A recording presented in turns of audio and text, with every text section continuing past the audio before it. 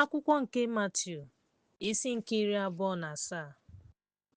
Mgbe chi bọrọ, ndị isi ịchụaja niile na ndị okenye ọnwụ ha wee duru ya pụọ na nkwekọrịta megide Yeshua ka ha tụọ ya mkpọrọ ma nyefee ya n'aka Pọntọs onye rara ya nye, nụrụ na o nwere Pailet onye agha ahụ.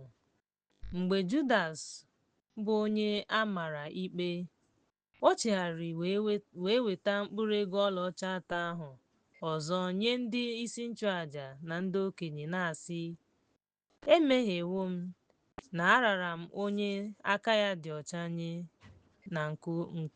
na nke ahụ unu na-enye. Mgbe ọ rịbara ọbara, ma ha sịrị, gịnị mere eji tụbaa iberibe akwa silk n'ụlọnsọ ahụ? Ọ pụrụ ma kwụgbuo onwe ya. Ndị isi nchụaja wee were mkpụrụ ego ọlaọcha ahụ wee sị, ọ dịghị mma ka anyị tinye ha n'ụlọakụ n'ihi na ha bụ ọnụ ahịa ọbara. Ha gbara izu wee zụta ubi ite iji lie ndị bịara abịa. Nke ahụ bụ ubi ahụ a na-akpọ ubi nke ọbara ruo taa. Mgbe ahụ ka ihe e kwuru site n'ọnụ Jeremaya onye amụma mezuru. Ha were mkpụrụ ego ọlaọcha 30 ọnụ ahịa nke onye a kpọrọ aha na onye ụmụ Izrel ji kpọrọ ihe. Ha wee nye ha maka ubi ndị ọkpụ ite dịka Onyenwe anyị mere iwu. Mgbe ahụ Yeshua guzoro n'ihu onye na-elekọta ụlọ nkwari akụ. Onye na-elekọta ụlọ nkwari akụ wee jụọ ya sị, ị bụ eze ndị Juu? Yeshua zara ya sị, ị na-ekwu otu a. Mgbe ndị isi nchụaja na ndị okenye boro ya ebubo, ọ zaghị ihe ọbụla ha nwere. Amaghị m olee ihe ha mere, ma o boro gị ebubo na ọ zaghị ya okwu ọbụla. Ya mere onye na-ekwu okwu ahụ tụrụ ya n'anya nke ukwuu, nye ndị mmadụ onye ọbụla ha chọrọ mkpọrọ. Ha wee nwee onye mkpọrọ dị mkpa, aha ya bụ Barabas. Mgbe ha zukọrọ, Pailet sịrị ha, unu chọrọ ka a tọhapụ Barabas maọbụ Yeshua onye a na-akpọ Yeshua nye unu? N'ihi na ọ mara nke ọma na ha nyefere ya n'ihi anya ụfụ. Ọ bụ na mgbe a tọgbọrọ ya n'oche ikpe, nwunye ya zigara ya ozi sị, enwela ihe ọbụla gbasara onye ezi omume ahụ, n'ihi na taa ahụrụ m ọtụtụ ihe n'anya n'ihi ya. Ma ndị isi nchụaja na ndị okenye agbaala ndị mmadụ ume ka ha rịọ Barabas ka e gbuo Yeshua. Mgbe ahụ gọvanọ ahụ zara sị, onye n'ime unu abụọ ka unu chọrọ ka m tọhapụ? Ha wee zaa sị, Barabas. Pailet sịrị ha, gịnị ka unu ga-eme Yeshua onye a na-akpọ Yeshua? Ha niile zara ya sị, ka a kpọgide ya n'obe. Onye ikpe ahụ wee sị, gịnị ka o mere? Ha tiri mkpu karịa sị, ka a kpọgide ya n'obe. Mgbe Pailet hụrụ na ọ naghị enweta ihe ọbụla, kama na ọgbaghara na-apụta, o were mmiri saa aka ya n'ihu igwe mmadụ ahụ sị, aka m dị ọcha n'ọbara onye ezi omume a, leenụ onwe unu. Ndị mmadụ niile zara sị, ikpe ọmụma ya dị n'isi unu na ụmụ anyị. Ya mere Barabas hapụrụ ha, pịa Yeshua wee nyefee ya ka a kpọgide ya n'obe. Ndị nche ụlọ mkpọrọ wee kpọbata Yeshua n'ime ụlọ ọha ma kpọkọta igwe mmadụ niile gburugburu ya. Ha yipụrụ ya uwe elu akpụkpọ anụ ahụ. Ha wee kpụọ okpueze ogwu, gbuo ikpere n'ala n'ihu ya ma chịa ya ọchị sị, Chineke akpọwo gị eze nke ndị mmadụ. Ha gbụsara ya ọnụ mmiri, were okporo osisi tie ya n'isi. Mgbe ha chịchara ya ọchị, ha yipụrụ uwe elu ya, tinye nri nke nke ya n'isi ya, duru ya pụọ ka ha kpọgide ya n'obe. Mgbe ha pụrụ, ha wee chọta otu nwoke Sirini aha ya bụ Simon, manye ya ka ọ bụrụ obe ya. Mgbe ha rutere n'ebe a na-akpọ Gọlgọta, nke bụ ebe okpokoro isi nke ndị nwụrụ anwụ, ha wee nye ya mmanya agwakọtara ya na ihe na-egbu egbu ka ọ ṅụọ. Ma mgbe o detụrụ ya ire, ọ jụghị ịṅụ. Mgbe ha kpọgidere ya n'obe, ha kewara uwe ya ma mee lọriti, ka e wee mezuo ihe onye amụma kwuru sị, ha kewara uwe m n'etiti ha, ha mekwara lọtiri n'elu uwe m.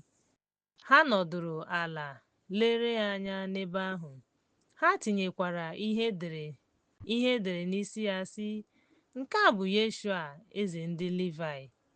E nwekwara ndị ọka mmụta okpukpe abụọ akpọgidere n'obe ya, otu n'aka nri ya na onye ọzọ n'aka ekpe. Ndị na-agafe agafe baara ya mba, na-ama jijiji sị ha, gị onye na-ebibi ụlọ nsọ ma na-ewu ya n'ụbọchị atọ, kwuo uche gị. Ọ bụrụ na ị bụ ọkpara Chineke, si n'obe gị rịdata. Ọ bụ na ndị nchụaja, ndị ode akwụkwọ, ndị okenye na ndị Farisii na-akwa ya emo na-asị, ọ zọpụtara ndị ọzọ, mana ọ pụghị ịzọpụta onwe ya. Ọ bụrụ na ọ bụ eze Izrel, ka o si n'obe ya rịdata ugbu a, anyị ga-esokwa ya.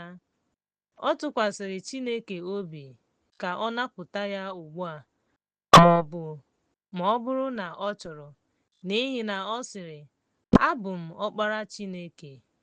Gị onwe gị kwa, onye a kpọgidere n'obe ya, tụbara ya n'eze gị. Site n'awa nke isii, ọchịchịrị gbara n'elu ụwa ala dum ruo awa nke itoolu. N'ihe dị ka awa nke itoolu, Yeshua tiri mkpu n'olu dị elu na-asị, Elai, Elai, lama sabatani, nke ahụ bụ, Chineke m, Chineke m, gịnị mere i ji hapụ m? Ụfọdụ n'ime ndị guzoro n'ebe ahụ mgbe ha nụrụ ya sịrị, aha nwoke a bụ Elaịja. Ozugbo ahụ, otu n'ime ha gbara ọsọ were ogbo jupụta ya na mmanya vaịn, tinye ya n'osisi ma mee ka ọ ṅụọ ya. Onye nke ọzọ sịrị, hapụ ya ka anyị hụ ma Elaịja ga-abịa kelee ya. Yeshua wee tie mkpu ọzọ n'olu dị elu wee hapụ mmụọ ahụ. Lee, ebe obibi nke ụlọ nsọ ahụ gbawara abụọ, site n'elu ruo ala, ala wee maa jijiji, nkume ahụ wee kpuchie. E meghekwara ili ndị ahụ. Ọtụtụ ozu nke ndị nsọ ndị rahụrụ ụra wee bilie, wee si n'ili pụta mgbe o bilitesịrị n'ọnwụ, wee banye n'obodo nsọ ahụ. Ọ pụtara ìhè nye ọtụtụ mmadụ. Mgbe onyeisi ndị agha na ndị ya na ha nọ ka ha hụ Yeshua hụrụ ala ọma jijiji ahụ na ihe ndị mere, ha tụrụ egwu nke ukwuu na-asị, onye a bụ n'ezie ọkpara Chineke. E nwere ọtụtụ ụmụ nwanyị hụrụ ya site n'ebe dị anya, ndị si Galili soro Yeshua ma jere ya ozi. N'ime ha bụ Mary Magdalene, Mary nne ndị ngwọrọ ndị furu efu, na nne ụmụ Zebedi. Mgbe chi bọrọ, otu ọgaranya si Arimatia bịa, aha ya bụ Josef, onye bụkwa onye na-eso ụzọ Yeshua. Ọ gakwuru Pailet wee rịọ maka ozu Yeshua. Pailet wee nye iwu ka ahụ ozu ahụ ka e nyefere ya. Mgbe ahụ, o lere ozu ahụ anya wee kechie ya n'akwa lainin dị ọcha, wee tinye ya n'ili ọhụrụ ya nke o wuru n'oke nkume, wee tụgharịa otu nnukwu nkume gaa na nsọtụ ili ahụ wee pụọ. Ma lee, Mary Magdalene na Mary nke ọzọ nọdụrụ n'ihu ili ahụ. N'ụbọchị na-esote nkwadebe nke ụbọchị izu ike, ndị nchụaja na ndị Farisii zukọrọ ọnụ iji gwa ha okwu. Pailet, onye dị afọ 63 wee sị, sịrị anyị na-echeta na onye nduhie ahụ kwuru mgbe ọ ka dị ndụ sị, n'ime ụbọchị 3 m ga-ebili ọzọ. Ya mere, nye iwu ka echekwa ili ahụ ruo ụbọchị nke 3 ka ndị na-eso ụzọ ya ghara ịbịa n'abalị wee buru ya pụọ, na-agwa ndị mmadụ sị, o si n'ọnwụ bilie. Ya mere, njehie ikpeazụ ga-aka njọ karịa nke mbụ.